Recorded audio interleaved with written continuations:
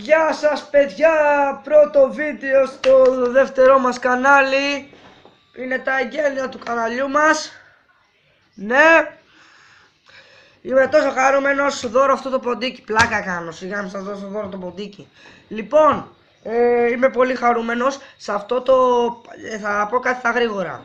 Πρώτον, αυτό θα είναι συνέχεια το background πίσω. Μόνο όταν θα κάνω vlogs ή ξέρω εγώ, μπορεί καμιά φορά να κάνω Q&A. Και Q&A δεν θα κάνουμε.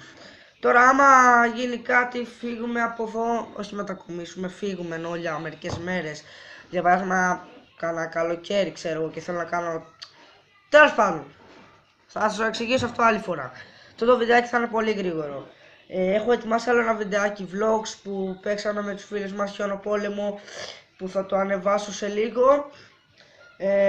Έχω άλλο ένα κανάλι, όσοι δεν το ξέρετε, που λέγεται Join Gaming. Θα το βάλω κάτω στην περιγραφή, αλλά όσοι έρθετε από το Join Gaming, να ξέρετε θα κάνω πιο ωραία βίντεο εδώ, γιατί σε μερικούς μπορεί να μην σας αρέσουν τα gaming βίντεο. Λοιπόν, αυτό, please κάντε ένα like, please κάντε ένα subs, γιατί θα με βοηθήσει για να συνεχίσω τα vlogs. Αυτό, δεν έχω κάτι άλλο να σας πω.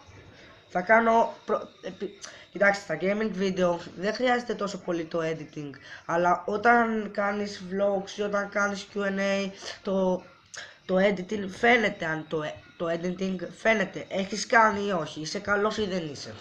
Γι' αυτό θα προσπαθήσω ό,τι μπορώ για το καλύτερο editing. Αυτό, γεια σας.